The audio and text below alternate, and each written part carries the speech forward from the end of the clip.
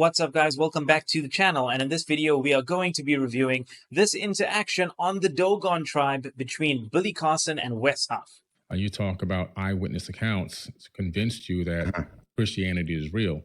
There's been eyewitness accounts of every culture that I've visited around this entire planet, and their eyewitness accounts of what they experienced is 100,000% opposite of what's in the Bible. People have... Based on, what do you mean? Can you give me an example? The Dogon tribe, for example, in Mali, Africa.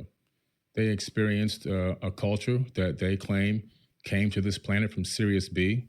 They have the evidence that they knew these beings were from Sirius B because they have the instruments that show the orbit of a trinary star system that we couldn't discover until the 1970s with our modern technology, okay?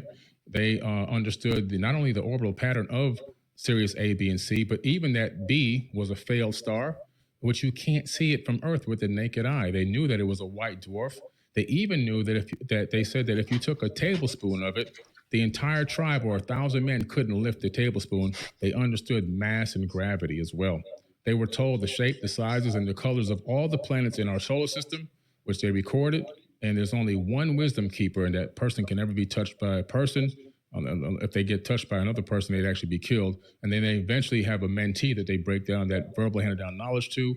And that next person then takes over and becomes the wisdom keeper. And they've been doing this for thousands and thousands of years. And science, modern science, has found all their information to be 1,000% accurate. Sure, but so my question is, most of that is oral history, correct? Oh, it's all oral history, even the Bible. Okay, so when we're engaging with oral history, what methodologies are you using to confirm that the orality is accurate? Oh, but I can tell you this. Tell me how the Dogon tribe saw Sirius B, knew the orbit of Sirius B, a trinary star system, accurately, and can show you the orbit with a special tool that they made that was given to them by these people. How do they know the shapes, the sizes, the colors, and the orbital pattern of all these planets in our solar system and other star alignments that they would use to have something called the Ziggy and planet and their own harvesting and planting and so forth and so on? That's not enough evidence that there's something. Well, I'm not aware of that particular case. And even, I mean, I would. Now, as you saw, this is the one part of the actual debate where Wes Huff didn't really have an answer to any of the claims that Billy Carson was making. And I don't blame him. This is something very out there that most people would have never even heard about. So is it true? Did this African tribe have knowledge of a star that is invisible to the naked eye, and have scientists been going there and not being able to figure out how is this even possible? Well, yes and no. So, in the 1940s, two anthropologists by the names of Marcel Graeul and Jermaine Diertelin, I hope I said those names right, they went down there and they started this claim that this tribe had knowledge of a star that is invisible to the naked eye. Now, that does sound incredibly interesting. And from what these two anthropologists reported was that the star was linked to these mythical creatures called the Nomo, who were amphibious creatures who came from that actual star system. Now, the problem with this is that since the 1940s, other anthropologists have been to the region looking to validate these claims by Marcel and Jermaine.